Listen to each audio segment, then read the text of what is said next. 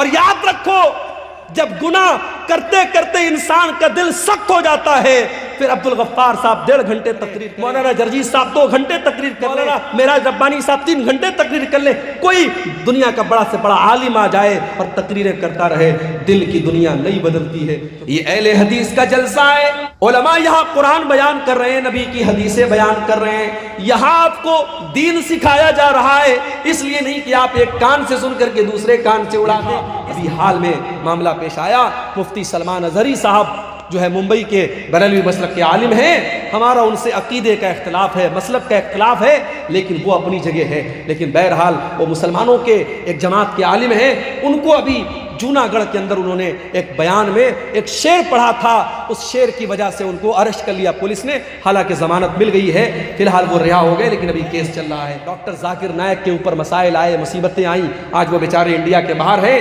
ان کو لے کر کے کتنے لوگوں نے بڑی خوشی منائی کہ چلو بھائی ڈاکٹر ذاکر نائک اریسٹ ہو گئے، انڈیا سے باہر چلے گئے، لوگوں نے خوشی منائی، ان کا ادارہ بند ہو گیا، ان کا اسکول بند ہو گیا، ان کا چینل بینڈ کر دیا، لوگوں نے خوشی منائی۔ اچھا فرعون کا نام ہم سنتے ہیں کہ بڑا ظالم ہے، اور اسرائیل کا نام آتا ہے تو ہمارے کچھ لوگ یوٹیوب پر اور ٹویٹر پہ کہتے ہیں آئی اسٹینڈ ود اسرائیل، میں اسرائیل کے ساتھ کھڑا۔ ارے ظالموں، یہ بحث چھوڑ دو، اسرائیل میں ظلم کس کے اوپر ہو رہا ہے، کس کمیونٹی پر ہو رہا ہے، کس قوم پر ہو رہا ہے؟ یہ سوچو پچھلے چند مہینوں میں غازہ کی سرزمین پر ہزاروں چھوٹے چھوٹے بچے مار دیے گئے، ان کی کٹی پھٹی لاشیں جا کے دیکھ لو میرے بھائی، آپ کے منہ سے نوالا نہ اترے گا، آپ کے حلق سے کھانا نہ اترے گا۔ ارے بچوں کی کیا غلطی ہوتی ہے میرے بھائی، بچے تو سب کے پیارے ہوتے ہیں۔ السلام علیکم ورحمۃ اللہ وبرکاتہ۔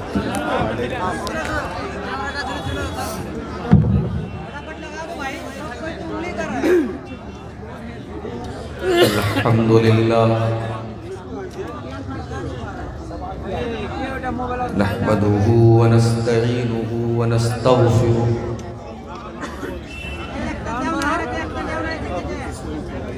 ونعوذ باللہ من شرور انفسنا ومن سیئات اعمالنا من يهده الله فلا مضل له ومن يضلل فلا هادي له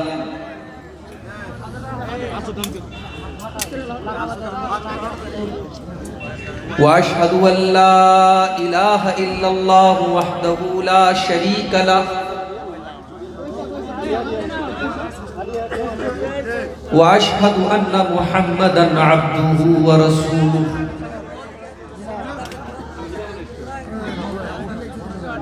يا أيها الذين آمنوا اتقوا الله حق تقاته ولا تموتن إلا وأنتم مسلمون يا أيها الناس اتقوا ربكم الذي خلقكم من نفس واحدة وخلق منها زوجها وبث منهما رجالا كثيرا ونساء واتقوا الله الذي تساءلون به والأرحام إن الله كان عليكم رقيبا يا أيها الذين آمنوا اتقوا الله وقولوا قولا سديدا يصلح لكم أعمالكم ويغفر لكم ذنوبكم ومن يطع الله ورسوله فقد فاز فوزا عظيما أما بعد فإن خير الحديث كتاب الله وخير الهدي هدي محمد صلى الله عليه وسلم وشر الأمور محدثاتها وكل محدثة بدعة وكل بدعة ضلالة وكل ضلالة في النار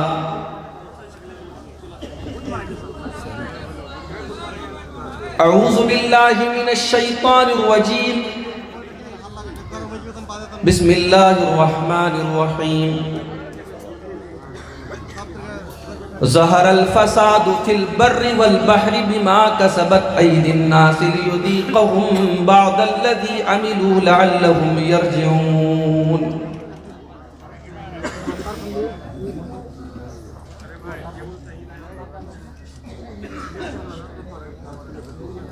گناہوں کی عادت چھڑا میرے مولا،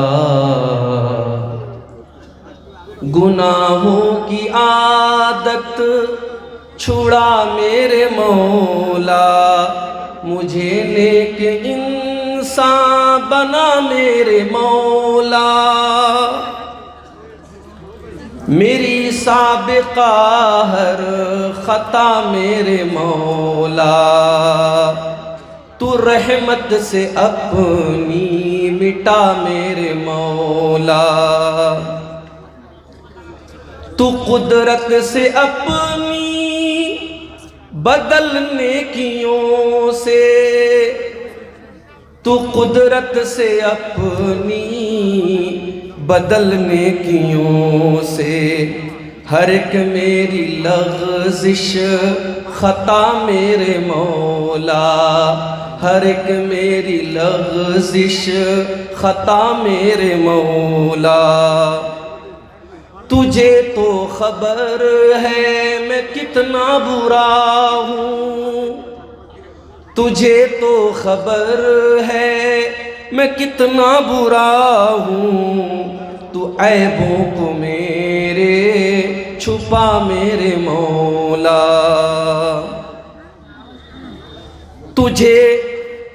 تجھے واسطہ اپنی رحمت کا یا رب، تجھے واسطہ اپنی رحمت کا یا رب، جہنم سے مجھ کو بچا میرے مولا، جہنم سے مجھ کو بچا میرے مولا، جو رحمت تیری شامل حال ہو تو، جو رحمت تیری شامل حال ہو تو، ٹھکانہ ہے جنت میرا میرے مولا، ٹھکانہ ہے جنت میرا میرے مولا، تو مسجود میرا میں ساجد ہوں تیرا، تو مسجود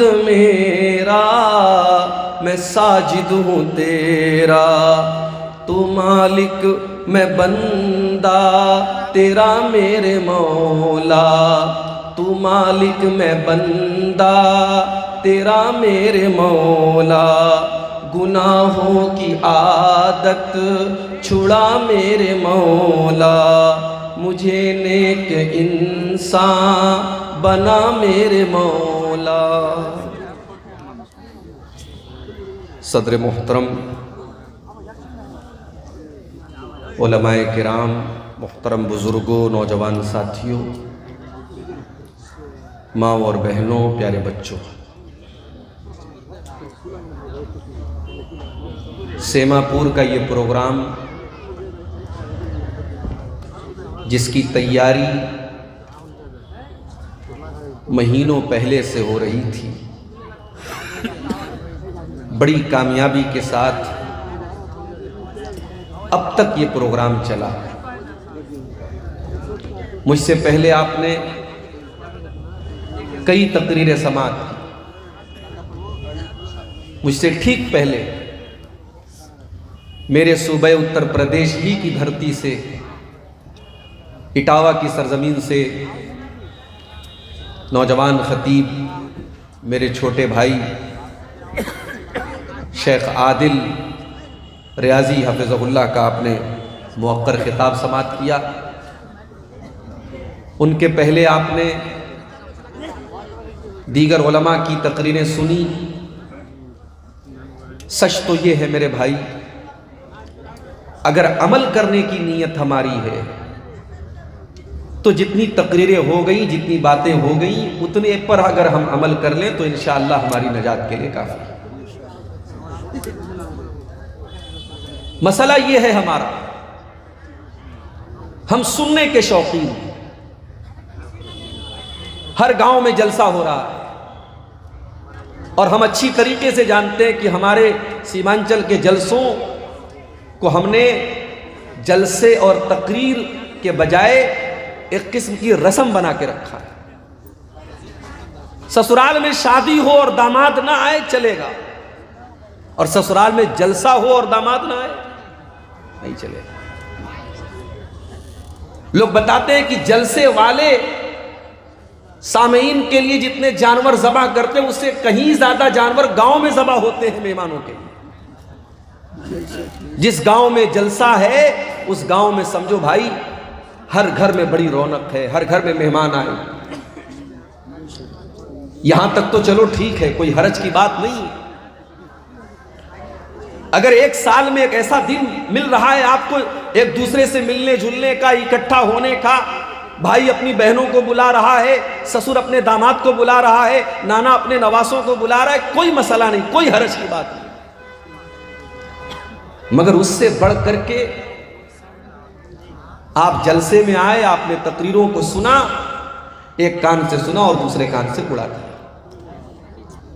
اگر تقریروں کا اور جلسوں کا مقصد صرف انٹرٹینمنٹ کرنا اور تفریح کرنا ہے تو ہم بہت بڑی غلطی کر رہے ہیں میرے بھائی۔ آپ نے 1 گھنٹے کی تقریر شیخ عادل صاحب کی سماعت کی، جتنی دیر اللہ مجھے توفیق دے گا میں تقریر کروں گا، آپ سنیں گے۔ کل قیامت کے دن اللہ تبارک و تعالیٰ کے یہاں آپ سے 2 سوال کیا جائے۔ پہلا سوال یہ ہوگا کہ تو نے دین کا علم سیکھا کہ نہیں سیکھا۔ اب دین کا علم سیکھنے کے بہت سارے راستے ہیں، کوئی کتاب پڑھ کے سیکھ رہا ہے، کوئی مدرسے میں جا کر استاذ کے ذریعے سیکھ رہا ہے، اور کوئی بہت پڑھا لکھا نہیں ہے، کتابوں کا کہ پڑھنے کی فرصت نہیں ہے، تقریروں کو سن رہا ہے، یوٹیوب پر سن رہا ہے، موبائل پر سن رہا ہے، جلسوں میں جا کے سن رہا ہے، علم کو حاصل کر رہا ہے۔ اللہ سوال کرے گا میرے بندے، ہم نے تجھے مسلمان بنایا، تجھے ایمان کی دولت دی، تجھے اسلام کی نعمت دی، تو نے اپنے دین کو سیکھا کہ نہیں سیکھا؟ بندہ کہے گا اللہ میں نے بہت سیکھا، ہر جلسے میں جاتا تھا، ہر تقریر کو سنتا تھا، 3 گھنٹے میں پنڈال کے نیچے بیٹھا رہتا تھا، سر ہلا ہلا کے پوری تقریر میں سنا کرتا تھا، اے اللہ میں نے دین کو برابر سیکھا۔ دوسرا سوال ہوگا وَمَاذَا عَمِلَ فِي مَا عَلِمَ، میرے بندے تو نے جو علم حاصل کیا اس علم کے اوپر تو نے عمل کتنا کیا؟ میرے بھائیوں مجھے معاف کرنا، اس سوال کے جواب میں ہم فیل ہو جائیں گے اگر ہم جلسوں کی تقریروں کو ہم نے انٹرٹینمنٹ کا ذریعہ بنایا ہے۔ یہ اہل حدیث کا جلسہ ہے، علماء یہاں قرآن بیان کر رہے ہیں، نبی کی حدیثیں بیان کر رہے ہیں، یہاں آپ کو دین سکھایا جا رہا ہے، اس لیے نہیں کہ آپ ایک کان سے سن کر کے دوسرے کان سے اڑا دیں، اس لیے سکھایا جا رہا ہے تاکہ آپ دین کو سیکھ کر کے اس کے اوپر عمل کریں۔ ذرا نبی اکرم کی سیرت اٹھا کر کے دیکھو میرے بھائی، ٹھیک ہے آپ کے یہاں کا ماحول ہے، رات بھر تقریریں آپ سنتے ہیں، بلکہ کہیں کہیں فجر کی اذان تک جلسہ چلتا ہے، ٹھیک ہے، میں اس کو حرام نہیں کہتا، میں اس کو ناجائز نہیں کہتا، میں اس کو غلط نہیں کہتا، مگر آپ ذرا اپنے نبی کی سیرت اٹھا کر کے دیکھو، اللہ کے پیارے نبی عشاء کی نماز کے بعد عشاء کی نماز کے بعد کوئی جاگتا رہے یا بات چیت کرتا رہے، اس کو اللہ کے نبی پسند نہیں کرتے تھے۔ حدیث کے الفاظ ہیں، حدیث کے الفاظ ہے کہ اللہ کے پیارے نبی عشاء کی نماز کے بعد بات چیت کرنے کو یا بلا وجہ جاگنے کو پسند نہیں کرتے تھے۔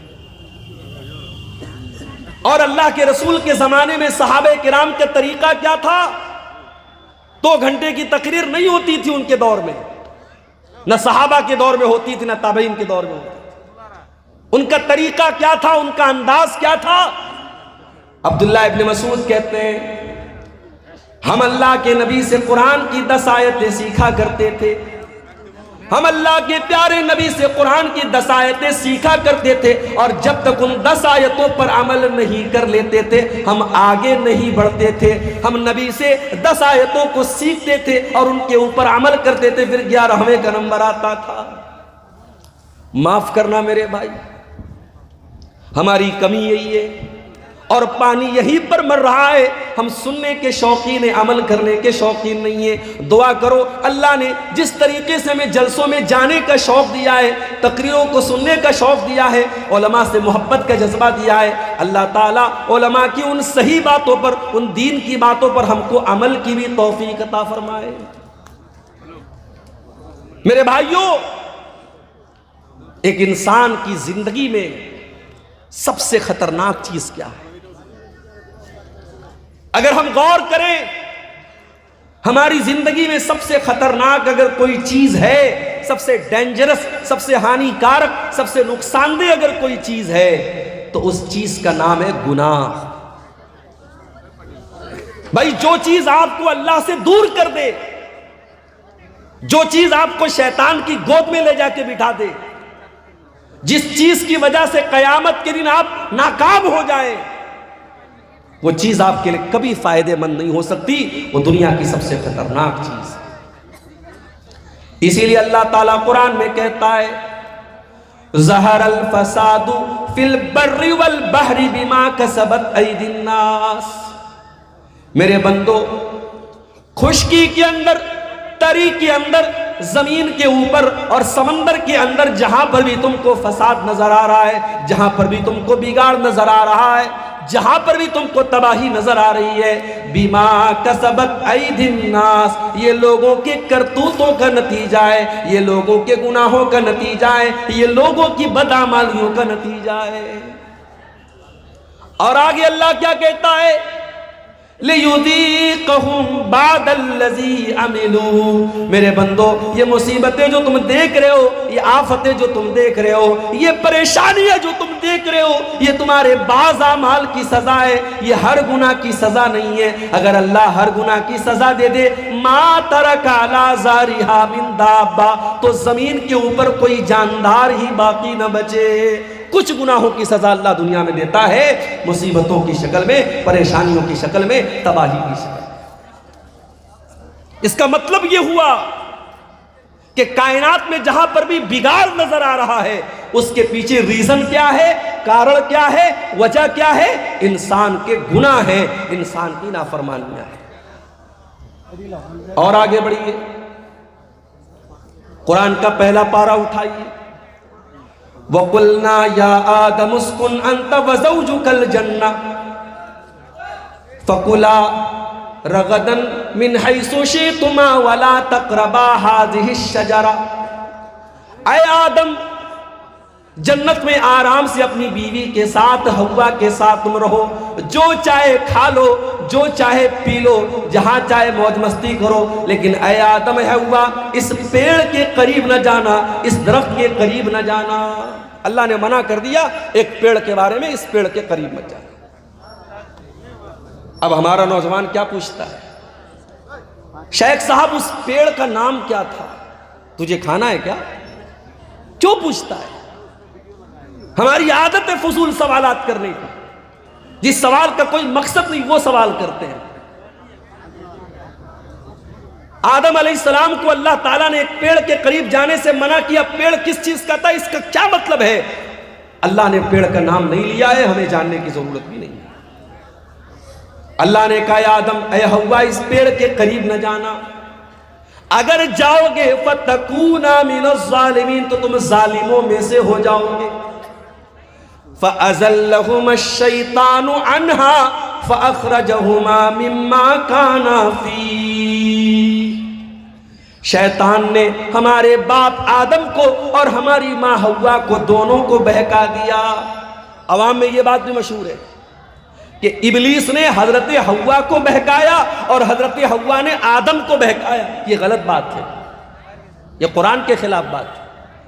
قرآن کہہ رہا ہے دونوں کو بہکایا، دونوں کی کامن غلطی تھی، صرف حوا کی غلطی نہیں تھی، یہ آدم کی بھی غلطی تھی، یہ حضرت حوا کی بھی غلطی تھی۔ اچھا، شیطان نے ایسے ہی ڈائریکٹ جا کر نہیں بہکا دیا، شیطان دوست بن کے آیا، شیطان ہمدرد بن کے آیا اور کہا اے آدم اے حوا، میں تم کو ایک پیڑ کے بارے میں بتاتا ہوں، اس پیڑ کے پھل کو اگر تم کھا لو گے اے آدم اے حوا، تم ہمیشہ ہمیش کے لیے جنت میں رہو گے، ہمیشہ ہمیش کے لیے تم جنت میں رہو گے یا فرشتے بن جاؤ گے۔ غور کرو، شیطان ہمارے باپ آدم کو بہکا بھی رہا ہے تو کیا کہہ کے بہکا رہا ہے؟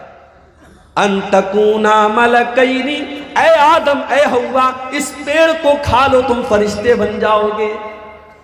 آدم علیہ السلام کو یہ نہ سمجھ میں آیا کہ اللہ تعالیٰ نے میرا مقام تو یہ بنایا کہ جب مجھے پیدا کیا تو فرشتوں کو حکم دیا کہ آدم کے آگے سجدہ کرو، اور شیطان مجھ سے کہہ رہا ہے اے آدم تو اس پیڑ کو کھا جاؤ تو تم فرشتے بن جاؤ گے اور ہمیشہ ہمیش جنت میں رہو گے۔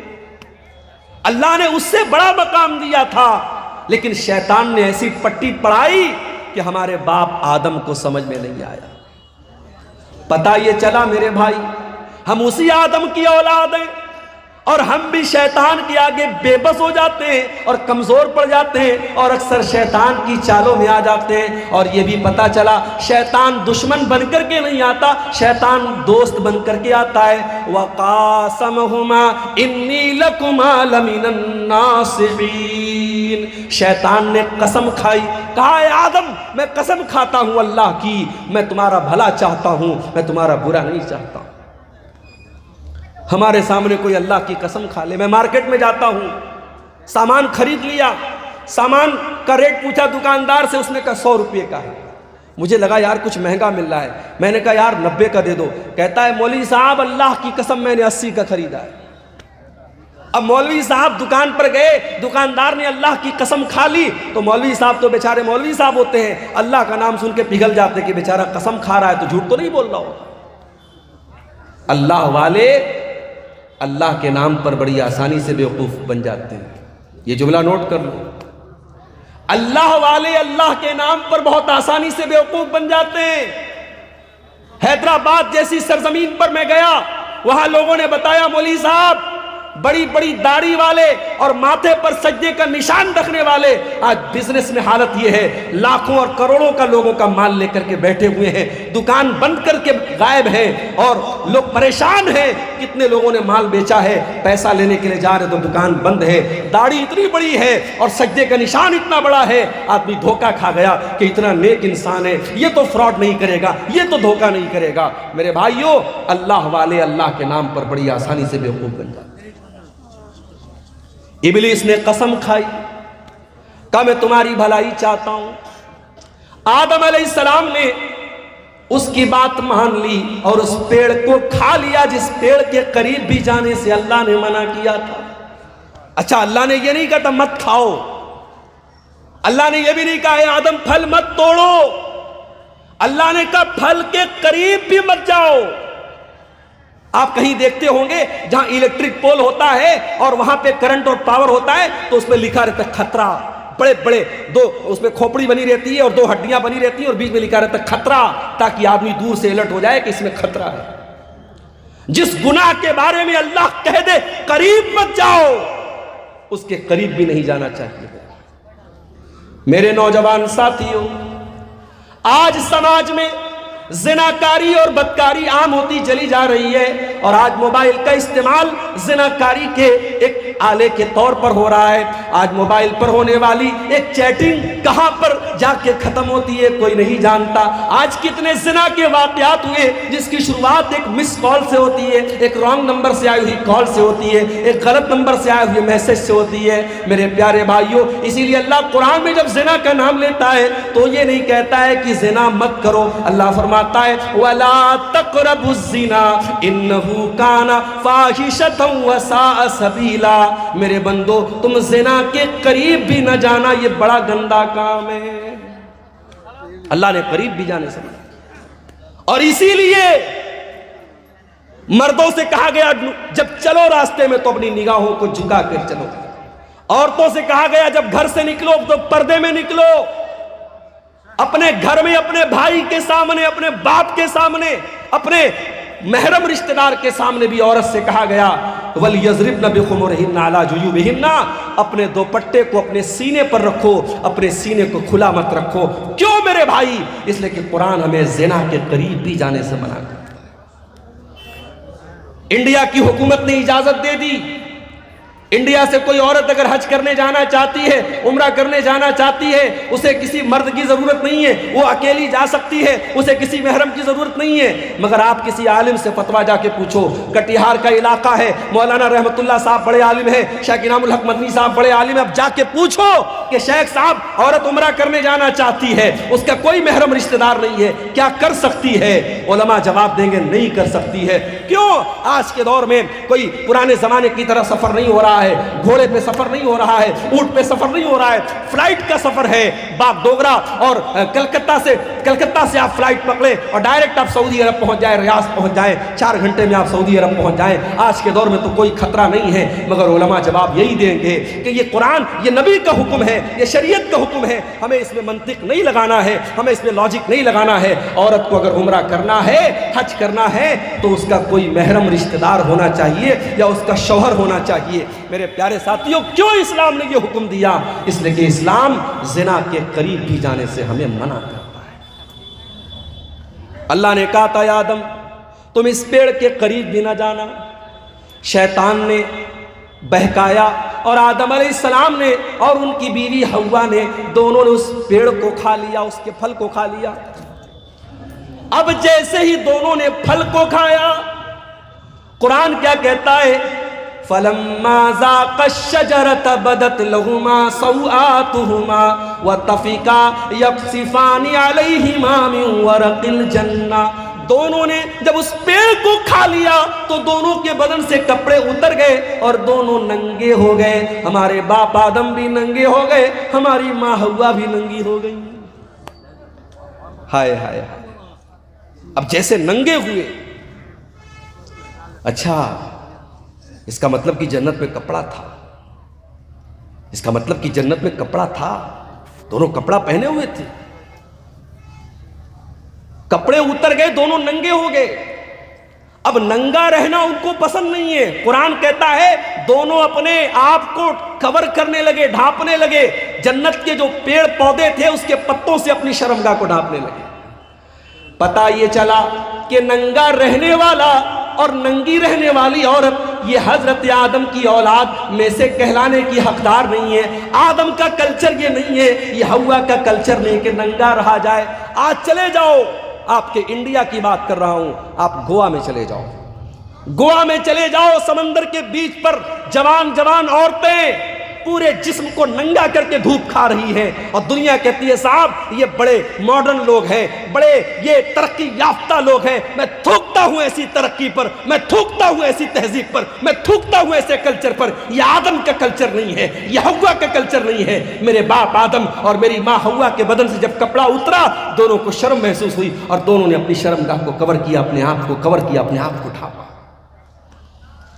اب اللہ نے کہا اے آدم میں نے تم کو منع کیا تھا، اے حوا میں نے تم کو منع کیا تھا اس پیڑ کے قریب نہ جانا، تم نے پیڑ کو کیوں کھایا؟ اے آدم اے حوا تم نے بہت غلط کام کیا، میں نے بتایا تھا شیطان تمہارا بہت بڑا دشمن ہے، پھر بھی تم شیطان کی چال میں آ گئے۔ اب حضرت آدم کو احساس ہوا، حضرت حوا کو احساس ہوا کہ ہم سے غلطی تو بہت بڑی ہو گئی۔ اب دونوں نے اللہ کی بارگاہ میں ہاتھ اٹھایا، قالا ربنا ظلمنا انفسنا وان لم تغفر لنا وترحمنا لنكونن من الخاسرین۔ دونوں نے پکارا اے ہمارے پروردگار ہم نے یہ غلطی کر کے اپنے اوپر بہت بڑا ظلم کر لیا، بہت بڑا اتیاچار کر لیا۔ ایک نکتہ بتاؤں، ایک پوائنٹ بتاؤں، کوئی گناہ کرنے والا کسی اور پر ظلم نہیں کرتا ہے، سب سے پہلے وہ اپنے اوپر ظلم کرتا ہے۔ جو حرام کام کرتا ہے، جو زنا کرتا ہے، جو شراب پیتا ہے، جو جوا کھیلتا ہے، جو نماز نہیں پڑھتا ہے، جو اللہ کو ناراض کرنے والا کوئی بھی کام کرتا ہے، وہ سب سے پہلے اپنے اوپر اتیاچار کرتا ہے، اپنے آپ کو ہلاکت میں ڈالتا ہے۔ ہمارے باپ آدم کی دعا ہمیں یہ سبق دے رہی ہے، ربنا ظلمنا انفسنا، اے ہمارے پروردگار ہم نے اپنے جان کے اوپر ظلم کیا ہے، وَإِن لَّمْ تَغْفِرْ لَنَا وَتَرْحَمْنَا، اور اے اللہ اگر تو نے ہمیں معاف نہ کیا اور تو نے ہم کو نہیں بخشا، تو نے ہم پر رحم نہ کیا، لَنَكُونَنَّ مِنَ الْخَاسِرِينَ، اے اللہ ہم سے زیادہ خسارے والا، ہم سے زیادہ نقصان والا کوئی نہیں ہوگا۔ اللہ نے توبہ قبول کی۔ دیکھو غلطی تو ابلیس نے بھی کی تھی، اللہ نے ابلیس سے کہا تھا آدم کو سجدہ کرو، ابلیس نے کہا میں نہیں کروں گا، ابلیس نے سجدہ نہیں کیا۔ غلطی ابلیس نے بھی کی، غلطی آدم نے بھی کی، مگر ابلیس کا طریقہ یہ ہے کہ غلطی کر کے ڈھٹائی کرو، چوری کر کے سینہ زوری کرو، گناہ کر کے گناہ کی دلیل دو، اور آدم کا طریقہ یہ ہے گناہ ہو جائے، غلطی ہو جائے، خطا ہو جائے، اللہ سے معافی مانگ لو۔ میرے بھائیوں اب جو آدم کی اولاد ہے، جو آدم سے اپنا رشتہ جوڑتا ہے، اس سے اگر کبھی گناہ ہو جائے تو وہ توبہ کر لے۔ اسی لیے اللہ کے پیارے نبی فرماتے ہیں کل بنی آدم خطاء وخیر الخطائین التوابون، اے آدم کی اولاد تم سب کے سب گنہگار ہو، تم سب کے سب خطا کار ہو۔ آدم کا ہر بیٹا خطا کار ہے، حوا کی ہر بیٹی خطا کار ہے۔ اگر کوئی کہتا ہے صاحب مولوی صاحب میں نے آج تک کبھی کوئی گناہ نہیں کیا ہے، جھوٹ بول رہا ہے۔ کوئی یہ دعویٰ کر ہی نہیں سکتا اس نے کبھی کوئی گناہ نہیں کیا۔ ہر انسان کے دامن پہ کچھ نہ کچھ دھبے ضرور ہیں میرے بھائی، یہ الگ بات ہے۔ کسی کے دھبے نظر آتے ہیں اور کوئی چمکیلا کپڑا پہن کے اور وائٹ کلر کا کرتا پہن کے اور بہترین ٹوپی لگا کے نکلتا ہے، اس کا کپڑا اور اس کا اجلا کپڑا اس کے دامن کے سیاہ اس کے کارناموں کو چھپا لیتا ہے، مگر دامن سب کا گندا ہے میرے پیارے بھائیوں۔ اللہ کے نبی کہہ رہے ہیں آدم کے تمام بیٹے خطا کار ہیں، لیکن ہاں سب سے بہترین خطا کار وہ ہے التوابون، جو خوب توبہ کرتا ہو، جو خوب اللہ سے معافی مانگتا ہو۔ میرے پیارے ساتھیوں گناہ ہو سکتا ہے، گناہ کرنے کے بعد انسان کو توبہ کر لینی چاہیے۔ جانتے ہو گناہوں کی وجہ سے دنیا میں جتنی قومیں تباہ ہوئی سب گناہ کی وجہ سے تباہ ہوئی۔ قوم عاد کا نام سنا ہے؟ ارے آج یہ دنیا کی وہ طاقتیں جو غریب مجبوروں کو مار رہی ہیں، بے قصوروں کو مار رہی ہیں، جا کے بتا دو ان سے کبھی دنیا میں کوئی قوم عاد بھی آئی تھی؟ ایسی قوم تھی کہ بڑے بڑے پہاڑوں کو کاٹ کے مکان بناتی تھی، اور قوم عاد کے لوگ کہتے تھے من اشد منا قوہ، ہم سے پاورفل کوئی نہیں ہے، ہم سے طاقتور کوئی نہیں ہے، ہم سے شکتیشالی کوئی نہیں ہے۔ جانتے ہو اللہ نے انجام کیا کیا؟ فَأَمَّا عَادٌ فَأُهْلِكُوا بِالطَّاغِيَةِ، اللہ نے ایسا عذاب بھیجا کہ آسمان سے قوم عاد کے اوپر ایسی چنگھاڑ کی آواز آئی، ایسی آواز آئی، ان آواز کو سن کر کے ان کے کان کے ساتھ ساتھ ان کے دل بھی پھٹ گئے، ان کے کلیجے پھٹ گئے اور وہ وہیں پر مر گئے۔ ایسی آواز آئی آسمان سے، اپنے آپ کو طاقتور کہنے والے قوم عاد ان کے کلیجے پھٹ گئے اور وہ مرے پڑے رہ گئے۔ وَأَمَّا سَمُودُ وَأَمَّا عَادٌ فَأُهْلِكُوا بِرِيحٍ صَرْصَرٍ عَاتِيَةٍ سَخَّرَهَا عَلَيْهِمْ 7 لَيَالٍ و8 أَيَّامٍ حُسُومًا فَتَرَى الْقَوْمَ فِيهَا سَرَعًا۔ قوم سمود کے اوپر عذاب آیا، آسمان سے آواز آئی، اور قوم عاد کے اوپر کیا عذاب آیا؟ اللہ نے 8 دن لگاتار ایسی ہوا چلائی، پٹک پٹک کے اللہ نے مارا، اور قوم عاد کے لوگ زمین پہ ایسے مرے پڑے تھے، ان کی کھوپڑی الگ ہے، ان کا دھڑ الگ ہے، ان کا سر الگ ہے۔ اللہ کہتا ہے کھجور کے سڑے ہوئے تنوں کی طرح زمین پہ پڑے تھے۔ یہ انجام قوم عاد کا ہوا۔ کیوں ہوا میرے بھائی؟ انہوں نے اللہ کو ناراض کیا تھا، انہوں نے گناہ کیا تھا۔ قوم سمود کا یہ انجام کیوں ہوا؟ انہوں نے حضرت شعیب کی، انہوں نے حضرت صالح کی نافرمانی کی تھی، اور اللہ کے حکم سے جو اونٹنی آئی تھی اس اونٹنی کو انہوں نے قتل کر دیا تھا۔ جب جب دھرتی پر پاپ ہوا ہے، جب جب دھرتی پر گناہ ہوا ہے، دھرتی پر اللہ کا عذاب آیا ہے میرے۔ اور آگے بڑھیے، حضرت لوط علیہ السلام کی قوم کی حالت دیکھیے۔ یہ آنے والے مسافروں کو لوٹ لیا کرتے تھے، یہ ڈاکہ ڈالا کرتے تھے، اور یہ اپنی عورتوں کے بجائے مرد مرد کے ساتھ اپنی شہوت پوری کرتا تھا، مرد مرد سے جسمانی تعلق قائم کرتا تھا، یہ اغلام بازی کیا کرتے تھے، یہ لونڈے بازی کیا کرتے تھے، یہ مرد مرد کے ساتھ ناجائز کام کیا کرتا تھا۔ آج بھی سماج میں یہ گندا کام کرنے والے کان کھول کر کے سن لے، اغلام بازی کرنے والا یہ زناکاری سے بڑا گناہ کرتا ہے، زناکاری کرنے والا غلط کر رہا ہے، مگر اغلام بازی کرنے والا بہت غلط کام کر رہا ہے، وہ اللہ کے عذاب کو دعوت دے رہا ہے۔ حضرت لوط علیہ السلام کی قوم نے جب یہ گندا کام کیا تو جانتے ہو ان کا انجام کیا ہوا؟ ان کے اوپر آسمان سے پتھروں کی بارش کی گئی اور اللہ نے پوری ان کی بستی کو پلٹ دیا۔ اور آج بھی سعودی عرب کے سفر پہ آپ چلے جائیں تو وہاں آپ کو وہ جگہ مل جائے گی، اور وہاں پہ ڈیڈ سی کے نام سے وہ جگہ ہے، اور اس ڈیڈ سی جس کو کہتے ہیں بحر مردار، اس پانی کے اندر آج بھی اس بستی کے اوشیش پائے جاتے ہیں، اس علاقے کی چیزیں پائی جاتی ہیں جو ہزاروں سال پہلے جس کو اللہ تعالیٰ نے عذاب بھیجا تھا اور پوری بستی کو الٹ دیا تھا۔ میرے بھائیوں، جس نے اللہ کی فطرت کو بدل دیا، جو کام عورت کے ساتھ اور بیوی کے ساتھ کرنا چاہیے وہاں مرد مرد کے ساتھ کرتا تھا، اللہ نے اس کی سزا کیا دی؟ اللہ نے آسمان سے پتھر برسایا اور پوری بستی کو الٹ دیا۔ اور آگے بڑھیے، شعیب علیہ السلام کو دیکھیے، ان کی قوم کیا کرتی تھی؟ 420 کرتی تھی، اپنے ترازو میں ڈنڈی مارا کرتی تھی، اور 1 کلو سامان دینا ہوتا تھا تو 900 گرام دیا کرتی تھی، ناپ تول میں کمی کیا کرتی تھی، 420 کیا کرتی تھی۔ اللہ نے حضرت شعیب علیہ السلام کی قوم پر آسمان سے ایسی بدلی بھیجی، ان کو جب بارش تھم گئی اور گرمی لگنے لگی اور آسمان میں بدلی نظر آئی، ان کو لگا کہ بارش ہوگی، وہ جلدی سے بدلی کے نیچے جا کے کھڑے ہو گئے اور بدلی سے آگ برسنے لگی اور پوری بستی کا کام ختم ہو گیا۔ اللہ تعالیٰ نے ایسا عذاب بھیجا حضرت شعیب کی قوم کے اوپر۔ میرے بھائیوں، اتہاس بتاتا ہے، قوموں کی تاریخ بتاتی ہے، جب جب دھرتی پر اللہ کی نافرمانی ہوئی ہے، گناہ ہوا ہے، اللہ کا عذاب آیا ہے۔ اسی لیے اللہ قرآن کے 20ویں پارے کے لاسٹ میں فرماتا ہے فَكُلًّا أَخَذْنَا بِذَنبِهِ فَمِنْهُمْ مَنْ أَخَذَتْهُ الصَّيْحَةُ وَمِنْهُمْ مَنْ أَرْسَلْنَا عَلَيْهِ حَاصِبًا وَمِنْهُمْ مَنْ خَسَفْنَا بِهِ الْأَرْضَ وَمِنْهُمْ مَنْ أَغْرَقْنَا۔ میرے بندو، ہم نے ہر قوم کو جس کو ہلاک کیا اس کے گناہ کی وجہ سے ہلاک کیا، کسی کے اوپر آسمان سے پتھر برسایا، کسی کے اوپر آسمان سے آواز آئی اور کسی کو زمین میں دھسا دیا اور کسی کو سمندر میں ڈوبا ڈوبا کے مار دیا۔ ایک صاحب تھے، ان کا نام تھا فرعون۔ وہ کیا کرتا تھا؟ بچوں کو مروا دیتا تھا، بچوں کو مروا دیتا تھا۔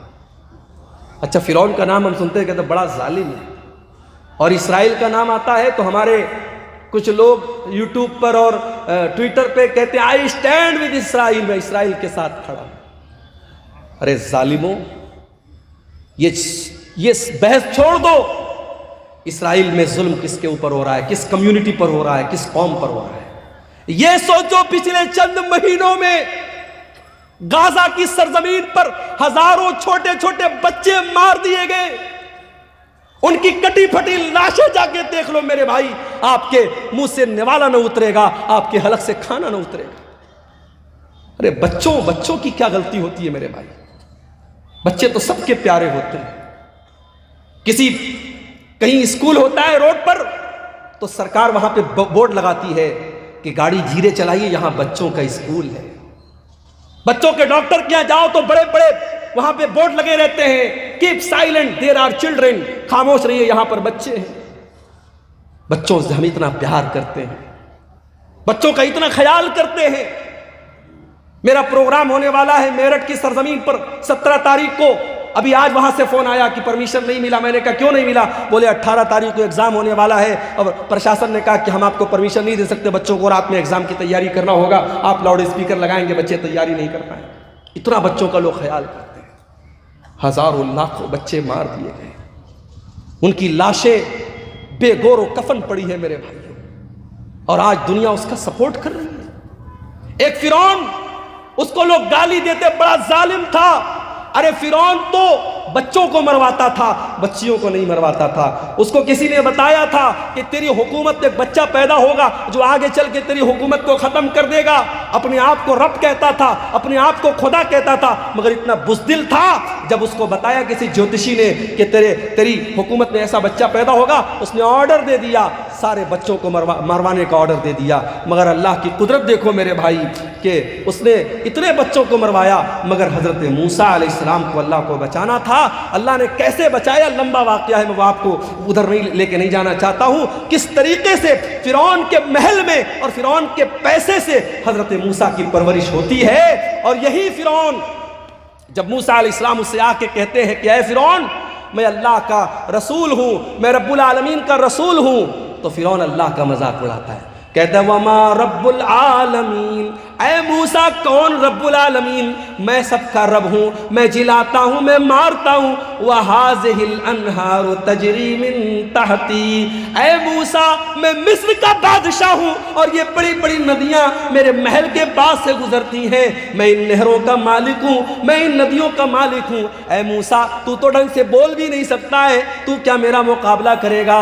اے موسیٰ کون ہے تیرا اللہ؟ اے حامان جلدی سے سیڑھی لاؤ، میں چڑھ کے دیکھوں کہ موسیٰ کا رب کیا کر رہا ہے، موسیٰ کا اللہ کیا کر رہا ہے۔ اس نے اللہ کا مذاق اڑایا، اس نے موسیٰ کے رب کا مذاق اڑایا۔ اللہ نے انجام کیا کیا؟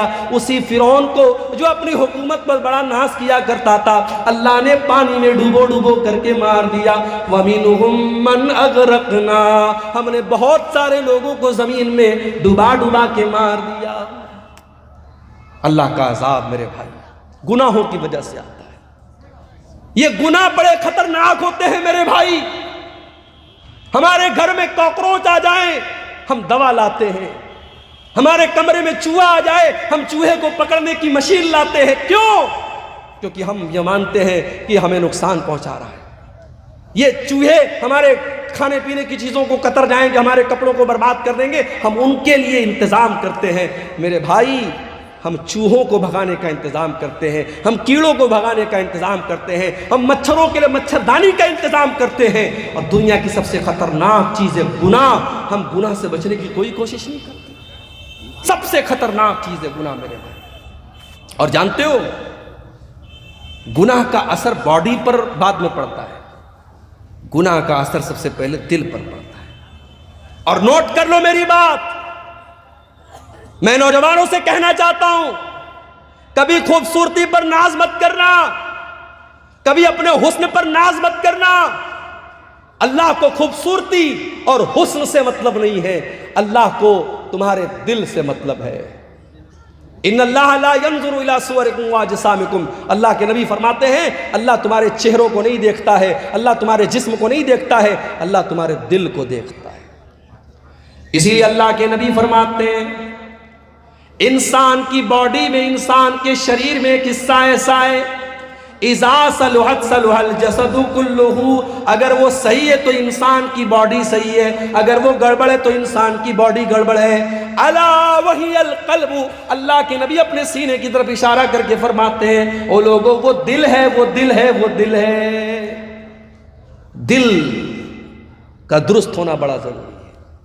قیامت کے دن اللہ یہ نہیں پوچھے گا تم فیئر اینڈ لولی لگاتے تھے کہ نہیں لگاتے تھے، فیئر اینڈ ہینڈسم لگاتے تھے کہ نہیں لگاتے تھے، تم فیس ماسک سے اپنا منہ دھلتے تھے کہ نہیں دھلتے تھے، میری بہنوں تم کتنی دیر میک اپ کرتی تھی آئینے کے سامنے کھڑے ہو کر کے، اللہ یہ نہیں پوچھے گا، اللہ کیا تو دل دیکھا جائے گا۔ اسی لیے ابراہیم علیہ السلام دعا کرتے ہیں اے پروردگار وَلَا تُخْزِنِي يَوْمَ يُبْعَثُونَ يَوْمَ لَا يَنْفَعُ مَالٌ وَلَا بَنُونَ إِلَّا مَنْ أَتَى اللَّهَ بِقَلْبٍ سَلِيمٍ، اے اللہ مجھے تو قیامت کے دن رسوا نہ کرنا، مجھے تو قیامت کے دن ذلیل نہ کرنا، اے اللہ قیامت کے دن نہ مال کام آئے گا نہ اولاد کام آئے گی، اے اللہ قیامت کے دن تو وہی کامیاب ہوگا جو صاف ستھرا دل لے کر کے آئے گا۔ جب انسان گناہ کرتا ہے تو دل ناپاک ہو جاتا ہے، دل گندا ہو جاتا ہے، سب سے پہلے دل پر اثر پڑتا ہے۔ اسی لیے قرآن کا پہلا پارہ اٹھاؤ، اللہ تعالیٰ جب یہودیوں کے گناہوں کا تذکرہ کرتا ہے، جب یہودیوں کی نافرمانیوں کا تذکرہ کرتا ہے تو اللہ کیا فرماتا ہے ثم قست قلوبكم من بعد ذلك فهي كالحجارة او اشد قسوا. اے یہودیو تم نے اتنے گناہ کیے, تم نے اتنی نافرمانیاں کی کہ تمہارے دل تو پتھروں سے بھی زیادہ سخت ہو گئے. وَإِنَّ مِنَ الْحِجَارَةِ لَمَا يَتَفَجَّرُ مِنْهُ الْأَنْهَارُ. ارے پتھر تو کچھ ایسے بھی ہوتے ہیں پتھر کے اندر سے نہر جاری ہونے لگتی ہے. وَإِنَّ مِنْهَا لَمَا يَشَّقَّقُ فَيَخْرُجُ مِنْهُ الْمَاءُ. ارے پتھر تو کچھ ایسے بھی ہوتے ہیں پتھر میں سے سوراخ ہو جاتا ہے, پتھر میں سے پانی نکلنے لگتا ہے. وَإِنَّ مِنْهَا لَمَا يَهْبِطُ مِنْ خَشْيَةِ اللَّهِ. اور پتھر تو کچھ ایسے بھی ہوتے ہیں جو اللہ کے خوف سے جھک جاتے ہیں, مگر انسان کا دل جب سخت ہو جاتا ہے تو پتھر سے بھی زیادہ کٹھور ہو جاتا ہے. گناہ سے بچاؤ میرے بھائی اپنے آپ. گناہ انسان کے دل کو سخت بنا دیتا ہے. اور یاد رکھو جب گناہ کرتے کرتے انسان کا دل سخت ہو جاتا ہے پھر عبدالغفار صاحب 1.5 گھنٹے تقریر کریں, مولانا جرجی صاحب 2 گھنٹے تقریر کر لیں, مولانا معراج ربانی صاحب 3 گھنٹے تقریر کر لیں, کوئی دنیا کا بڑا سے بڑا عالم آ جائے اور تقریریں کرتا رہے, دل کی دنیا نہیں بدلتی ہے کیونکہ دل کالا ہو چکا ہے میرے پیارے. اللہ کے پیارے نبی فرماتے ہیں جب بندہ کوئی گناہ کرتا ہے نُقِطَتْ فِي قَلْبِهِ نُقْطَةٌ سَوْدَاء, اس کے دل کے اوپر ایک کالے رنگ کا دھبا ڈال دیا جاتا ہے, اس کے دل پر ایک کالے رنگ کا دھبا پڑ جاتا ہے. اگر بندہ توبہ کر لیتا ہے اور معافی مانگ لیتا ہے اللہ تعالیٰ سے, اللہ اس دھبے کو اریز کر دیتا ہے, اسے مٹا دیتا ہے, اسے صاف کر دیتا ہے. لیکن اگر بندہ دوبارہ گناہ کرتا ہے ایک اور دھبا اس کے دل پہ ڈال دیا جاتا ہے. جب گناہ پر گناہ کرتا چلا جاتا ہے حتیٰ تعلو قلبہ, یہاں تک کہ پورا کا پورا دل کالا ہو جاتا ہے. اور جب دل کالا ہو جاتا ہے تو اللہ کے نبی فرماتے ہیں پھر دل کے اوپر ایک کور چڑھ جاتا ہے, ایک لیئر چڑھ جاتی ہے, اور یہ وہی لیئر ہے جس کا تذکرہ قرآن کے 30ویں پارے میں اللہ فرماتا ہے کلا بل ران علی قلوبہم ما کانوا یکسبون. میرے بندو تمہارے گناہوں کی وجہ سے تمہارے دلوں کے اوپر پردہ پڑ جاتا ہے. گناہوں سے اپنے آپ کو بچاؤ میرے بھائی. اور جانتے ہو گناہ کا ایک نقصان اور ہے, گناہ کرنے سے انسان کی روزی روٹی پر بھی اثر پڑتا ہے. دکان اچھی نہیں چل رہی ہے, کاروبار میں مندی ہو رہی ہے, جو بزنس میں ہاتھ لگا رہے ہو بزنس صحیح طریقے سے نہیں چل رہا ہے, ذرا غور کر لینا, ذرا جائزہ لے لینا, ذرا دھیان دینا کہیں کوئی گناہ تو نہیں کر رہے ہو, رات میں بیٹھ کے شراب تو نہیں پی رہے ہو, کہیں زناکاری میں تو نہیں لگے ہو, کسی ناجائز لڑکی کے ساتھ کہیں ناجائز تعلق تو نہیں قائم کر کے رکھا ہے, کہیں موبائل پر کسی سے گندی چیزیں تو نہیں شیئر کر رہے ہو. اگر کوئی گناہ کر رہے ہو تو آپ کی روزی روٹی پر بھی اس کا اثر پڑے گا. اللہ قرآن میں کہتا ہے ضرب اللہ مثلا قریۃ کانت آمنۃ مطمئنۃ یاتیہا رزقها رغدا من کل مکان. اللہ تعالیٰ مثال دے رہا ہے ایک بستی کی. بستی بڑے چین سے بڑے امن سے رہا کرتی تھی اور بستی والے چین سے کھاتے پیتے تھے. فَأَذَاقَهَا اللَّهُ لِبَاسَ الْجُوعِ وَالْخَوْفِ بِمَا كَانُوا يَصْنَعُونَ.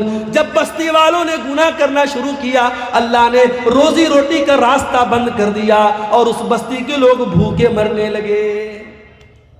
آپ کہتے ہیں مولوی صاحب ہمارے یہاں سیلاب آ جاتا ہے, باڑھ آ جاتی ہے, کھیتی برباد ہو جاتی ہے. قرآن کہتا ہے ذرا اپنے اعمال کا جائزہ لے, ذرا اپنے کرتوتوں کا جائزہ لے, جب تو گناہ کرے گا تو تیری روزی روٹی پر بھی اثر پڑے گا.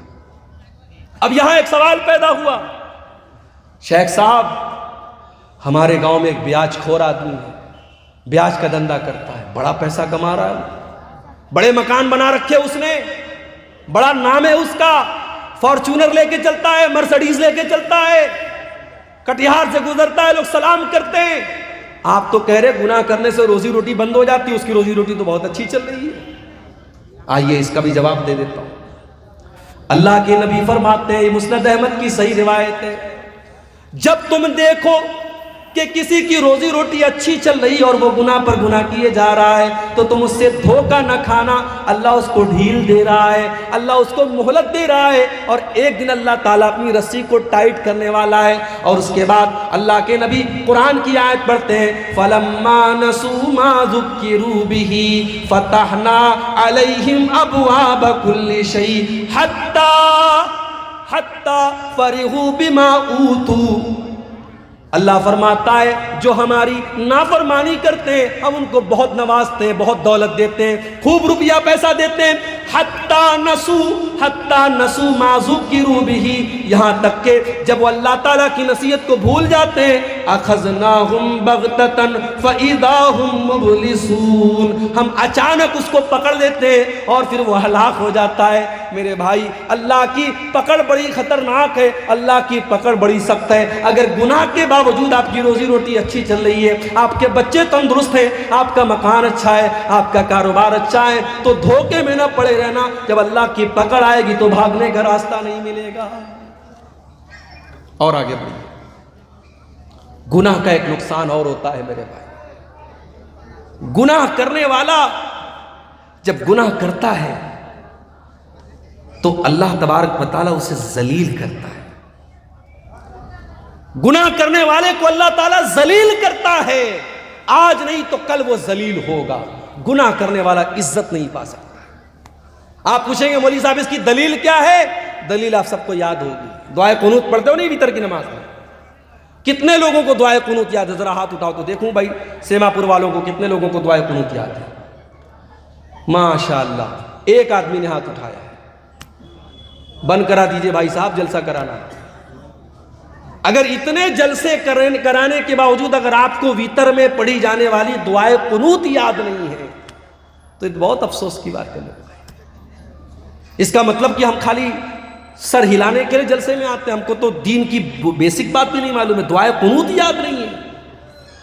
اللہم اہدنی فی من ہدیت وعافنی فی من عافیت وتولنی فی من تولیت وبارک لی فی ما اعطیت وقنی شر ما قضیت فإنک تقضی ولا یقضى علیک انہ لا یذل من والیت ولا یعز من عادیت تبارکت ربنا وتعالیت.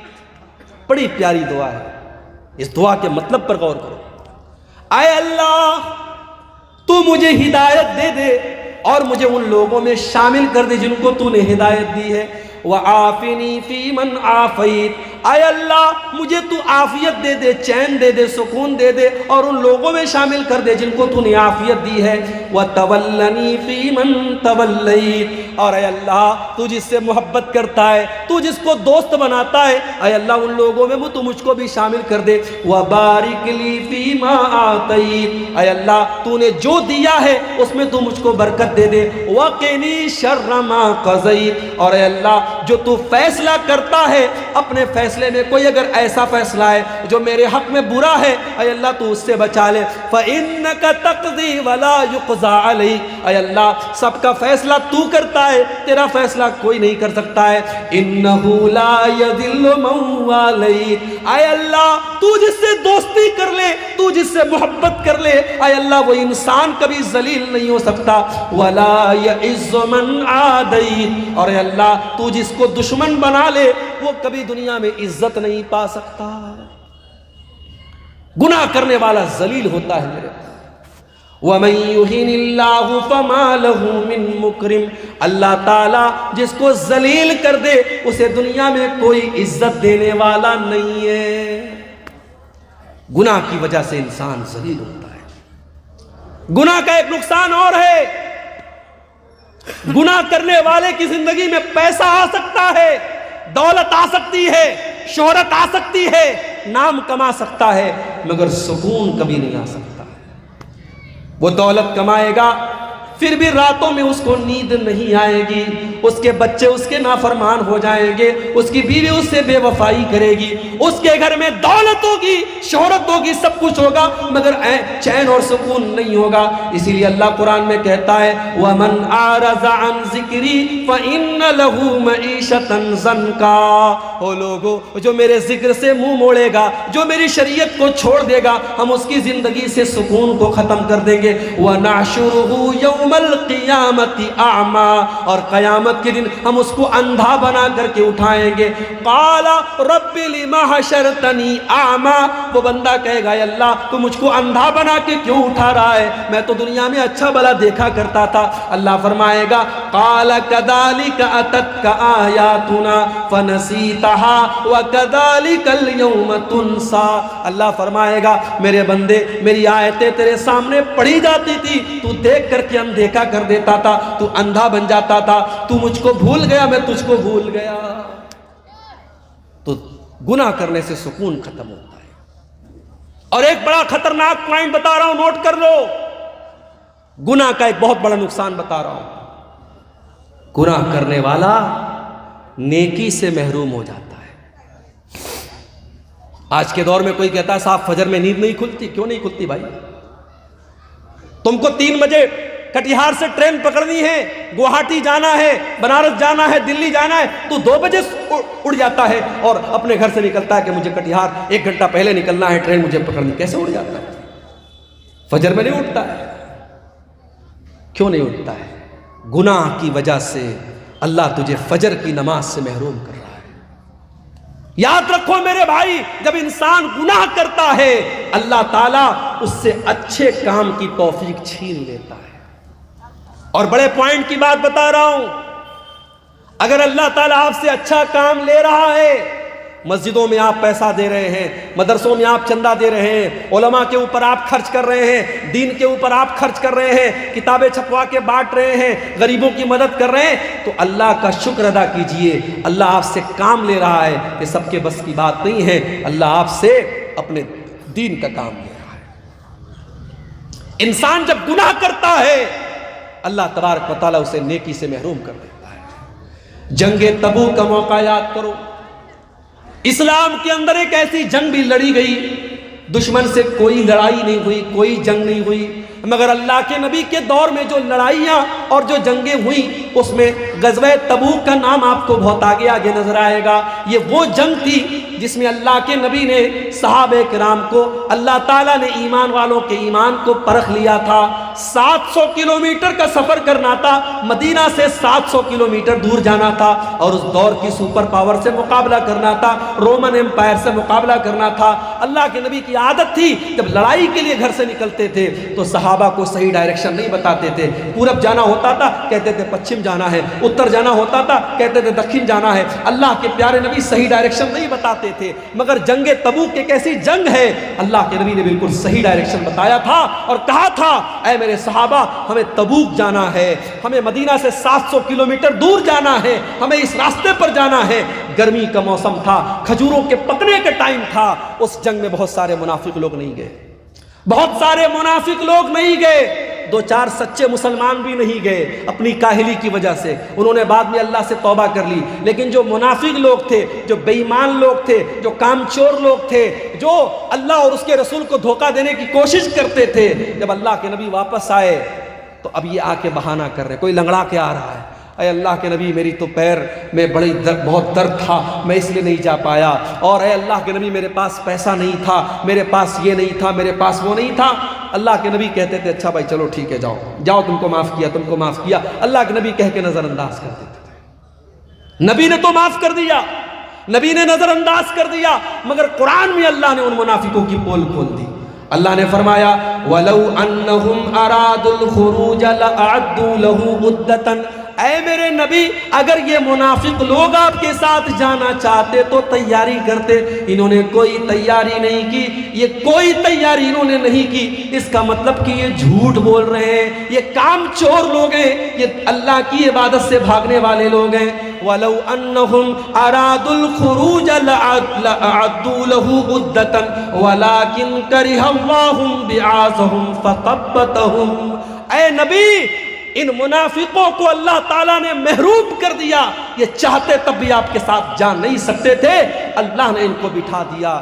میرے بھائی, اگر فجر کی نماز کے لیے آپ کو اگر اٹھنے کا ارادہ ہوتا, 5:30 بجے فجر کی اذان ہونے والی ہے, 5:15 بجے کا آپ اپنے موبائل پر الارم سیٹ کرتے اور 5:15 بجے اٹھ کر کے آپ مسجد میں آتے. جب مؤذن الصلاۃ خیر من النوم کی آواز دیتا, آپ کے کانوں میں وہ آواز پڑتی. جب آپ نے ارادہ ہی نہیں کیا, جب آپ کا من ہی نہیں تھا, جب آپ نے اس کے بارے میں سیریس اس کو لیا ہی نہیں, تو اللہ آپ سے اس کی توفیق کیوں دے گا؟ اسی لیے حضرت فضیل ابن عیاض کہا کرتے تھے کہ اگر تم رات میں تہجد کی نماز نہ پڑھ سکو اور نیکی کا کام نہ کر سکو تو ذرا غور کرنا. فَعْلَمْ أَنَّكَ مُقَبَّلٌ قَبَّلَتْكَ ذُنُوبُكَ, تو سمجھ لینا کہ تمہارے گناہوں نے تم کو جکڑ لیا ہے, تم اپنے گناہوں کے بندھن میں بندھے ہوئے ہو. میرے بھائیوں, اپنے آپ کو گناہوں کے بندھن سے مکت کرو. جب تک گناہوں کے بندھن میں ہم بندھے رہیں گے, اللہ تعالیٰ نیکی کی توفیق ہم کو نہیں دے گا. اب 2-3 چیزیں اور بیان کر کے بات ختم کر رہا ہوں. گناہ کرنے والا جب گناہ کرتا ہے, نوٹ کر لو میری بات, گناہ کرنے سے دشمنی بڑھتی ہے, نفرت بڑھتی ہے. 2 دوستوں میں درار پیدا کیوں ہوتی ہے؟ گناہ کی وجہ سے. 2 رشتہ داروں میں پھوٹ کیوں پڑتی ہے؟ گناہ کی وجہ سے. اللہ کے نبی فرماتے ما تباد اسنانی, جب 2 لوگ ایک دوسرے سے محبت کرتے ہیں, جب 2 لوگ ایک دوسرے سے دوستی کرتے ہیں, تعلق قائم کرتے ہیں, جب 2 لوگ ایک دوسرے سے محبت کرتے ہیں, ان کے درمیان نفرت تب پیدا ہوتی ہے جب دونوں میں سے کوئی ایک اللہ کو ناراض کرتا ہے. جب کوئی گناہ کا کام کرتا ہے تو دوستی ٹوٹ جاتی ہے. ایک مثال دوں آپ کو, رمضان آنے والا ہے. رمضان کے اندر ایک رات ہے شب قدر. ایک رات کی فضیلت یہ ہے 1000 مہینوں سے بہتر ہے. 1000 مہینے میں کیلکولیٹ کرو گے کیلکولیٹر پر 84 سال. کیا مطلب؟ ایک رات میں قرآن پڑھو گے ثواب ملے گا 84 سال قرآن پڑھنے سے بھی زیادہ. ایک رات نماز پڑھو گے 84 سال نماز پڑھنے سے زیادہ ثواب ملے گا. یہ شب قدر کی فضیلت ہے. اب میں آپ سے پوچھتا ہوں, کون سی رات شب قدر ہے؟ مولوی صاحب نہیں پتا. اتنا پتا ہے رمضان کے آخری عشرے کی کسی ایک رات میں ہے, لیکن کون سی رات ہے نہیں پتا. جانتے ہو شب قدر کون سی رات ہے؟ یہ علم اللہ تعالیٰ دنیا میں اتارنے والا تھا, مگر 2 صحابی آپس میں لڑ پڑے تو اللہ تعالیٰ نے اس علم کو اٹھا لیا.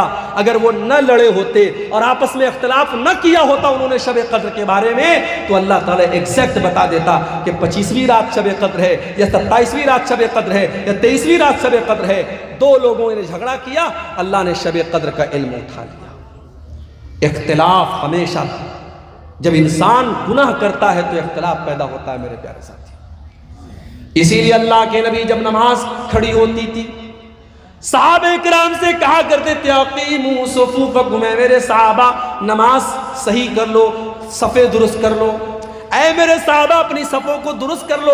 لَتُقِیمُنَّ صُفُوفَکُمْ أَوْ لَيُخَالِفَنَّ اللَّهُ بَيْنَ قُلُوبِکُمْ, اے میرے صحابہ تم اپنی صفوں کو سیدھا نہیں کرو گے تو اللہ تعالیٰ تمہارے دلوں کے بیچ میں دوری پیدا کر دے گا. یعنی ایک سنت آپ چھوڑیں گے نماز کے اندر, اگر سب کو سیدھا نہیں کریں گے اور قدم سے قدم اور کندھے سے کندھا ملا کے کھڑے نہیں ہوں گے تو اللہ تعالیٰ دل میں دوری پیدا کر دے گا. اور آج دوری پیدا ہو گئی ہے میرے بھائی. ویڈیو دیکھا آپ نے فیس بک کے اوپر, یوٹیوب کے اوپر ویڈیو آ گیا ہے. ایک مسلمان کو چند نوجوان پکڑتے ہیں, جیسے آج کل بہت سارے مسلمانوں کو موب لنچنگ کے لیے پکڑ کے ان سے نعرے لگوائے جاتے ہیں. ایک مسلمان کو پکڑ کے کہتے ہیں تو بتا اعلیٰ حضرت کو مانتا ہے کہ نہیں مانتا ہے, تو بتا تو فلاں فلاں کو کافر مانتا ہے کہ نہیں مانتا ہے. اس کے منہ سے زبردستی یہ نعرہ نکلواتے ہیں اور تب اس کو جانے دیتے ہیں یہ مسلمان کے ساتھ کر رہا ہے. ایک مسلک کا عالم گرفتار ہوتا ہے, دوسرے مسلک کا یہ لوگ خوشی مناتے ہیں کہ چلو اچھا ہوا دوسرے مسلک کا عالم گرفتار ہوا. لگے گی آگ تو گھر اور بھی آئیں گے زد میں, یہاں پہ صرف ہمارا مکان تھوڑی ہے. میرے بھائی جب نفرت کی آگ لگے گی تو دوسروں کے گھر بھی جلیں گے, صرف ایک انسان کا گھر نہیں جلے گا. اگر آج جماعت اہل حدیث کا کوئی عالم اگر مصیبت میں ہے اور دوسرے مسلک کے لوگ خوشی منا رہے ہیں صاحب چلو اہل حدیثوں کا مولوی گرفتار ہو گیا اور مصیبت میں پھنس گیا, تو آج ہم نے دیکھا ابھی حال میں معاملہ پیش آیا، مفتی سلمان اظہری صاحب جو ہے ممبئی کے بریلوی مسلک کے عالم ہیں، ہمارا ان سے عقیدے کا اختلاف ہے، مسلک کا اختلاف ہے، لیکن وہ اپنی جگہ ہے، لیکن بہرحال وہ مسلمانوں کے ایک جماعت کے عالم ہیں۔ ان کو ابھی جوناگڑھ کے اندر انہوں نے ایک بیان میں ایک شعر پڑھا تھا، اس شعر کی وجہ سے ان کو اریسٹ کر لیا پولیس نے، حالانکہ ضمانت مل گئی ہے، فی الحال وہ رہا ہو گئے، لیکن ابھی کیس چل رہا ہے۔ میرے بھائیوں، یہ حالات ہیں، یہ حالات ہیں۔ ڈاکٹر ذاکر نائک کے اوپر مسائل آئے، مصیبتیں آئیں، آج وہ بیچارے انڈیا کے باہر ہیں، ان کو لے کر کے کتنے لوگوں نے بڑی خوشی منائی کہ چلو بھائی ڈاکٹر ذاکر نائک اریسٹ ہو گئے، باہر چلے گئے اور انڈیا سے باہر چلے گئے، لوگوں نے خوشی منائی، ان کا ادارہ بند ہو گیا، ان کا اسکول بند ہو گیا، ان کا چینل بینڈ کر دیا، لوگوں نے خوشی منائی تھی۔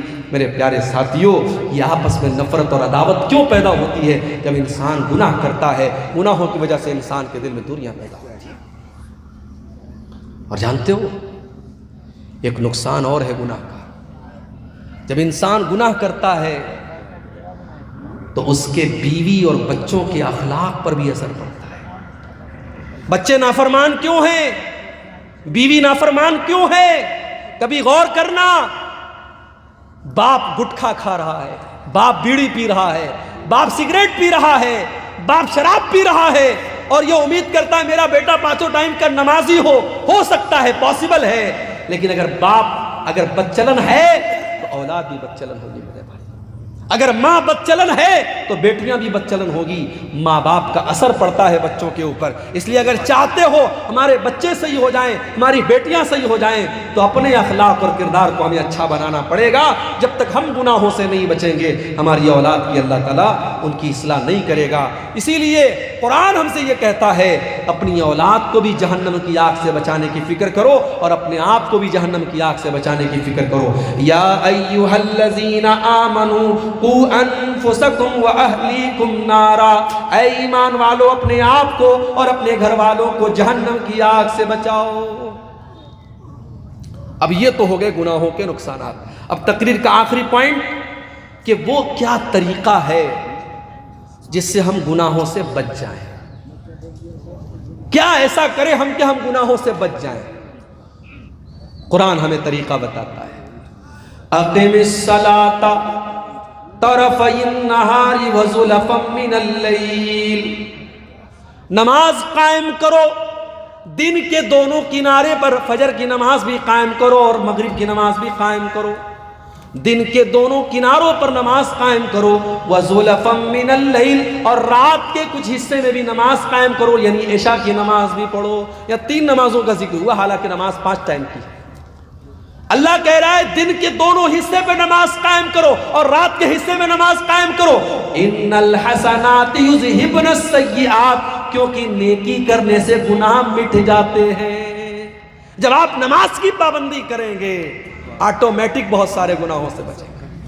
ہمارے بہت سارے نوجوان میں جانتا ہوں، انٹرنیٹ کا دور ہے، موبائل پر گندی چیزیں دیکھ رہے ہیں، گندی عادتوں میں پڑے ہوئے ہیں۔ کبھی کبھی میرے پاس واٹس ایپ پر ایسے نوجوانوں کا میسج بھی آتا ہے، شیخ صاحب ایک گندی عادت میں پڑا ہوا ہوں، دعا کر دیجئے میرے لیے، اللہ مجھے اصلاح، مجھے کوئی طریقہ بتا دیجئے۔ طریقہ میں قرآن کا آپ کو بتاتا ہوں، قرآن کا طریقہ آپ کو بتاتا ہوں۔ اقم الصلاۃ ان الصلاۃ تنہی عن الفحشاء والمنکر، نماز قائم کرو، بے شک نماز آپ کو بے حیائی سے اور برائی سے روکے گی۔ بے حیائی اور برائی سے نماز روکے گی میرے بھائی۔ جب آپ نماز کی پابندی کریں گے آٹومیٹک بہت ساری گندگی سے، آپ شراب پینے والا اگر شراب بھی پی رہا اور نماز بھی پڑھ رہا ہے، دونوں ایک ساتھ نہیں چل سکتے۔ جب نماز کی پابندی کرے گا تو شراب کے اڈے پر نہیں جائے گا۔ جب وہ اپنے دل میں یہ طے کر لے گا مجھے 5 ٹائم نماز پڑھنا ہے، جب دوست لوگ کہیں گے چلو شراب کے اڈے پہ چلو، کہے گا نہیں یار شراب پی لوں گا تو عشاء کیسے پڑھوں گا، فجر کیسے پڑھوں گا، شراب کی عادت چھوٹ جائے گی۔ موبائل پر گندی چیزیں دیکھ کر کے اپنے آپ کو جو انسان ناپاک کر لیتا تھا، جب اسے اس بات کی چنتا ہوگی مجھے صبح فجر کی نماز پڑھنی ہے، وہ موبائل کو بند کر دے گا، اپنے آپ کو دور کرے گا، نہیں مجھے فجر کی نماز پڑھنی ہے۔ اپنے دل میں یہ عہد کر لو میرے نوجوان ساتھیوں، اگر اس گندگی سے اپنے آپ کو بچانا چاہتے ہو، اپنے دل میں یہ عہد کر لو مجھے نماز کی پابندی کرنا ہے۔ اور ایک چیز اور بتا دیتا ہوں آپ کو، کبھی آپ نے دیکھا ہوگا کیمرہ لگا ہوتا ہے ایئرپورٹ پر، کٹیہار اسٹیشن پہ بھی لگا ہوا ہے، پٹنہ اسٹیشن پر بھی لگا ہوا ہے، بڑے بڑے مال میں لگا ہوتا ہے۔ کیمرہ کیوں لگا رہتا ہے؟ اس کیمرے کا نام کیا ہوتا ہے؟ CCTV camera, security camera. اس کیمرے کا مقصد کیا ہوتا ہے؟ چور چوری کرنے کے پہلے سوچ لے تیری ریکارڈنگ ہو رہی ہے، کسی لڑکی کو چھیڑنے والا سوچ لے تیری تصویر آ رہی ہے کیمرے کے اندر۔ کیمرہ کا ڈر چور کو خبردار کر دیتا ہے، چھیڑنے والے کو خبردار کر دیتا ہے، نہیں غلط کام مت کرنا، کیمرہ ریکارڈ کر رہا ہے۔ دنیا کے کیمرے سے ڈرنے والوں، اللہ کا کیمرہ بھی آن ہے 24 گھنٹے، اللہ کی نظر تمہارے اوپر 24 گھنٹے ہے، اللہ کے فرشتے اپنے کیمرے میں سب ریکارڈ کر رہے ہیں، اور اللہ کا کیمرہ کبھی آف ہونے والا نہیں ہے۔ وَإِنَّ عَلَيْكُمْ لَحَافِظِينَ كِرَامًا كَاتِبِينَ يَعْلَمُونَ مَا تَفْعَلُونَ، میرے کرامن کاتبین تمہاری ایک ایک ایکٹیویٹی کو ریکارڈ کر رہے ہیں، ایک ایک عمل کو لکھ رہے ہیں۔ ما يلفظ من قول الا لديه رقیب عتید، بندہ جب اپنے منہ سے کوئی لفظ بھی نکالتا ہے فرشتے اس کو بھی ریکارڈ کرتے ہیں۔ میرے پیارے ساتھیوں، جب یہ دل میں ڈر پیدا ہوگا، اللہ کا کیمرہ سب ریکارڈ کر رہا ہے، انسان گناہوں سے بچے گا، اور گناہوں سے بچنا ہے تو تیسرا کام یہ کرو، قرآن سے اپنا تعلق جوڑو۔ قرآن کے اندر یہ کمال ہے کہ قرآن پڑھنے والا جب قرآن سے اپنا تعلق جوڑتا ہے، اللہ کے کلام کا نور اسے گناہوں سے بچاتا ہے۔ وَنُنَزِّلُ مِنَ الْقُرْآنِ مَا هُوَ شِفَاءٌ وَرَحْمَةٌ، یہ قرآن لوگوں کے لیے شفا ہے اور یہ قرآن لوگوں کے لیے رحمت ہے۔ قرآن میں بخار کا علاج نہیں ہے، قرآن میں زکام کا علاج نہیں ہے، قرآن میں ہماری روح کی بیماریوں کا علاج ہے۔ قرآن ہمارے روح کی جو بیماریاں ہوتی ہیں، جو گناہوں کی بیماریاں ہوتی ہیں، قرآن ہماری روح کی بیماریوں کا علاج کرتا ہے۔ قرآن کی تلاوت پابندی سے کرو میرے بھائی۔ آج کے دور میں تو موبائل موجود ہے، موبائل پر قرآن کا ایپ ڈاؤن لوڈ کر لو، ڈیلی کوشش کرو آدھا پارہ، 1 پارہ، 1.5 پارہ، 2 پارہ، جتنی اللہ آپ کو توفیق دیتا ہے ڈیلی قرآن کی تلاوت کرو، بہت سارے گناہوں سے آپ بچو گے۔ اور تیسرا کام بتا رہا ہوں، نوٹ کر لو، الصدقۃ تطفئ غضب الرب، صدقہ خیرات کرنے سے اللہ تعالیٰ کی ناراضگی دور ہوتی ہے۔ اپنی عادت بنا لو، زکوٰۃ تو جو دینا ہے دینا ہے۔ 1 لاکھ روپیہ اللہ نے مجھے دیا، مجھے 2,500 زکوٰۃ دینا ہے، 1 کروڑ دیا ہے 2.5 لاکھ دینا ہے، وہ تو زکوٰۃ ہے۔ صدقہ خیرات، نوکری کرنے والا ایک اپنے اوپر پابندی کر لے، 50,000 روپیہ نوکری میں تنخواہ مل رہی ہے، 50,000 بہت ہوتا ہے، ہر مہینے 500 روپیہ میں صدقہ کروں گا۔ زکوٰۃ جو سال میں دیتا ہوں وہ الگ ہے، صدقہ کروں گا۔ دکاندار ہے، دکان پر ڈیلی 1000 کی بکری کرتا ہے، طے کر لے 1000 کی بکری ہو رہی ہے، 50 روپیہ روز صدقہ کروں گا۔ صدقہ کرنے کو اپنی زندگی کی عادت بنا لو، اور میں اپنا پرسنل ایکسپیرینس آپ کو بتا رہا ہوں، بہت ساری مصیبتوں کو اللہ ٹال دے گا، بہت سارے گناہوں سے بچائے گا، بہت سارے ایکسیڈنٹ سے اللہ تعالیٰ آپ کو بچائے گا۔ میں نے زندگی میں تجربہ کیا ہے، صدقہ خیرات کرنے سے اللہ تعالیٰ بہت سارے مصیبتوں سے اور گناہوں سے ہمیں بچاتا ہے میرے بھائی۔ اور پھر بھی اگر گناہ ہو جائے توبہ کر لو میرے بھائی۔ وَمَن لَّمْ يَتُبْ فَأُولَٰئِكَ هُمُ الظَّالِمُونَ، جو توبہ نہیں کرے گا وہ بہت بڑا ظالم ہے، توبہ کرنے والا ظالم نہیں ہے۔ تو لوگ ایک کہاوت ہے کہ صبح کا بھولا شام کو لوٹ آئے تو اسے بھولا نہیں کہتے۔ اگر کوئی سدھر جائے تو لوگ کہتے ہیں یار سدھر گیا، مگر جو سدھر جائے، جو سچی توبہ کر لے، اللہ کا قانون نرالا ہے، اللہ کی رحمت نرالی ہے، جو سچے دل سے توبہ کر لے اس کا انجام کیا ہوگا؟ فَأُولَٰئِكَ يُبَدِّلُ اللَّهُ سَيِّئَاتِهِمْ حَسَنَاتٍ، جو سچے دل سے توبہ کرے گا اللہ تعالیٰ اس کے گناہوں کو نیکیوں میں بدل دے گا۔ کل تک اس نے جتنے گناہ کیے ہیں اللہ اس کے گناہوں کو کنورٹ کر دے گا نیکیوں میں، اس کے نام اعمال میں نیکیاں لکھ دی جائیں گی اگر سچی توبہ کرے گا۔ اور سچی توبہ کس کو کہتے ہیں؟ یہ آخری بات بتا رہا ہوں، اس کو نوٹ کر لو اور بات ختم کرتے ہیں۔ میں بھی بیمار ہو گیا، آج اتفاق سے منیہاری گھاٹ سے کٹیہار تک بائک پر بیٹھ کے آیا، ٹھنڈی ٹھنڈی ہوائیں چل رہی تھی، سردی کا کافی اثر ہو گیا، مجھے تو لگا کہ تقریر بھی ہو پائے گی کہ نہیں ہو پائے گی، لیکن اللہ جزائے خیر دے، یہاں کے لوگوں نے دوا وغیرہ کھلائی اور وکس وغیرہ کی بھاپ لے کے میں آیا تو آپ کے سامنے میں تقریر کر پایا ہوں۔ یہ اللہ کی توفیق ہے میرے بھائی، اور آپ لوگوں کی محبت ہے کہ میں نے آپ کے سامنے اتنی باتیں رکھ دی۔ یہ آخری بات بیان کر کے بات ختم کر رہا ہوں کہ جب ہم توبہ کریں تو قرآن کہتا ہے صرف توبہ نہیں کرنا ہے، توبوا الی اللہ توبۃ نصوحا، سچی توبہ کرنا ہے۔ سچی توبہ کیسی ہوتی ہے؟ نوٹ کر لو، سچی توبہ وہ ہوتی ہے جس کے اندر 3 کنڈیشن پائی جائے۔ پہلی کنڈیشن یہ ہے آپ جس گناہ سے توبہ کر رہے ہیں اس گناہ کو چھوڑ دیجیے۔ شرابی توبہ کرنا چاہتا ہے، شراب چھوڑ دے۔ زانی توبہ کرنا چاہتا ہے، زنا چھوڑ دے۔ بے نمازی توبہ کرنا چاہتا ہے، نماز پڑھنا شروع کر دے۔ جس گناہ میں آپ مبتلا ہیں پہلے اس گناہ کو چھوڑ دیجیے، پہلا کام۔ دوسرا کام، اپنے گناہ پر شرمندگی محسوس ہے، یار میں غلط کرتا تھا، مجھے ایسا نہیں کرنا چاہیے تھا، یہ احساس ہونا چاہیے۔